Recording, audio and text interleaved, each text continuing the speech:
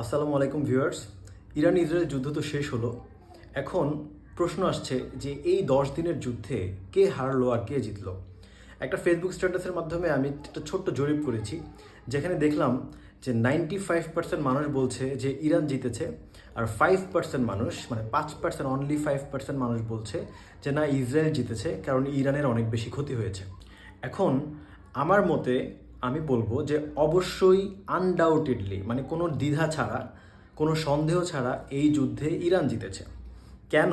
সেই 5% মানুষের কাছে, আপনাদের কাছে, আমি জানি আপনাদের আপনাদের যুক্তি আছে।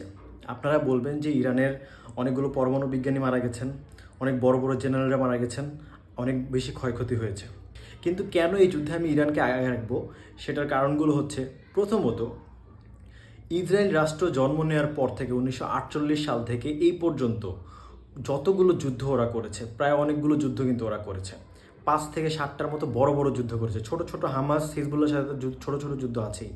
বড় বড় যুদ্ধ আরব দেশগুলোর সাথে, 4-5টা আরব দেশগুলোর সাথে ইসরায়েল 4বার যুদ্ধ করেছে। প্রত্যেকটা যুদ্ধে ইসরায়েল অনেক বড় ব্যবধানে জয়লাভ করেছে এবং আরব দেশগুলোর অবস্থা ভয়ানক হয়েছে। কিন্তু এই প্রথম জন্মের পর থেকে, 1948 সালের পর থেকে, ইসরায়েল রাষ্ট্র যেদিন জন্ম হয়েছে তারপর থেকে এই প্রথম ইসরায়েল এত মার খেয়েছে। এর আগে কখনো কোনো দেশ ইসরায়েলের মাটিতে এভাবে আঘাত করতে পারে নাই। এবং আপনারা জানেন যে এই যুদ্ধবিরতির জন্য নেতানিয়াহু অলরেডি ট্রাম্পের কাছে কাকুতি মিনতি করেছে যে যুদ্ধবিরতি যেন তাড়াতাড়ি কার্যকর করা হয়, কারণ ইরানের এক একটা মিসাইল ইসরায়েলের তেল আবিব, হাইফা সহ, জেরুজালেম সহ বড় বড় শহরগুলোতে ধ্বংস করে দিচ্ছিল। মানুষ মারা যাচ্ছিল, মানুষ মারা যাওয়ার চেয়ে বেশি হচ্ছিল ওদের ঘরবাড়ি সব ধ্বংস হয়ে যাচ্ছিল, এবং ইসরায়েলের সব গুরুত্বপূর্ণ স্থাপনা ইরান ধ্বংস করে দিচ্ছিল। অন দ্য আদার হ্যান্ড, ইরানেরও অনেক গুরুত্বপূর্ণ স্থাপনা ধ্বংস হয়েছে। কিন্তু পয়েন্ট হচ্ছে যে ইসরায়েল এবং আমেরিকা এই যুদ্ধে এত বেশি মার খাবে ইরানের কাছ থেকে, এটা তারা কল্পনাও করে নাই। মূলত ইসরায়েল ইরানের থেকে এত ভয়ঙ্কর জবাব আসবে এটা কখনো চিন্তাও করে নাই, কিন্তু ইরান সেটা করে দেখিয়েছে। আরেকটা জিনিস মনে রাখবেন ভিউয়ার্স, এই যুদ্ধে ইরান কিন্তু একা লড়েছে, কিন্তু ইসরায়েলের সাথে কে ছিল? যুক্তরাষ্ট্র ছিল, যুক্তরাজ্য ছিল এবং ফ্রান্স সরাসরি ছিল। তাহলে এই বড় বড় খুব পাওয়ারফুল 3টা দেশ সরাসরি ইসরায়েলকে সাহায্য করেছে, মানে ইরানের মিসাইলগুলোকে শুট ডাউন করার জন্য এই 3টা দেশ ইসরায়েলকে সরাসরি সাহায্য করেছে। আর আমেরিকা তো শেষ পর্যন্ত ইরানে সরাসরি হামলাই করে বসেছে। তাহলে দেখেন, ইরান কিন্তু মাথা নত করে নাই, ইরান কিন্তু শেষ মুহূর্ত পর্যন্ত কঠোর জবাব দিয়ে গেছে। এবং আমেরিকার যে হামলা হয়েছে সেই হামলার বিপরীতে ইরান কিন্তু আমেরিকার কাত্তার এবং সিরিয়ার যে বিমান ঘাঁটি আছে সেখানে মিসাইল হামলা করেছে। যদিও অনেকে এটা বলছেন যে মুখ রক্ষা, এখানে আপনাকে বুঝতে হবে ট্রাম্পও কিন্তু মুখ রক্ষা করার জন্য ইরানে হামলা করেছে।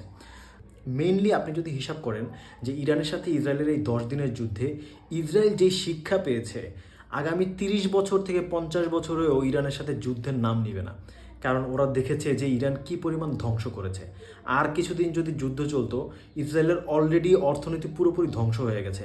প্রায় $2 ট্রিলিয়ন বেশি ক্ষতি হয়েছে ইসরায়েলের এই মাত্র 10 দিনের যুদ্ধে।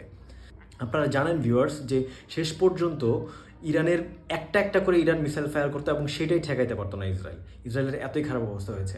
এবং ওদের আকাশ প্রতিরক্ষা মিসাইল সব শেষ হয়ে গেছে। আমেরিকার কাছে, ফ্রান্সের কাছে ওরা হাতে পায়ে ধরছে যে তাড়াতাড়ি আমাদেরকে মিসাইল দেন, আমরা মরে যাচ্ছি, উই আর ডাইং। ঠিক আছে, সো আপনারা সবই দেখেছেন, সবই বুঝেন। তবে আমি এই যুদ্ধে ইরানকে এগিয়ে রাখবো শুধুমাত্র একটা কারণে, সেটা হচ্ছে ইরান একমাত্র মুসলিম দেশ যে নিজে অনেক ত্যাগ স্বীকার করেছে।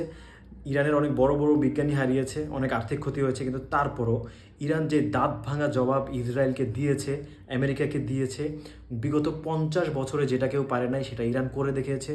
এবং ইসরায়েলের সুন্দর শহর হাইফা, তেল আবিব ধুলোর সাথে মিশিয়ে দিয়েছে। এবং ইসরায়েলের বুকে এমন বড় বড় মিসাইল, হাইপারসনিক ব্যালিস্টিক মিসাইল তো দূরের কথা, একটা বুলেটও কেউ মারতে পারে নাই এতদিন। হামাস হিজবুল্লাহ যেগুলো মেরেছে সেগুলো হয় ধান খেতে পড়েছে, নয় মরুভূমিতে পড়েছে, না হয় আয়রন ডোম সেগুলোকে গুলি করে নামিয়েছে। কিন্তু ইরানের মিসাইল ডিরেক্ট তেল আবিবের বুকে গিয়ে আঘাত করেছে। এবং আপনারা সেগুলো দেখেছেন যে কীভাবে তেল আবিব, হাইফার বিল্ডিংগুলো ধ্বংসস্তূপে পরিণত হয়েছে।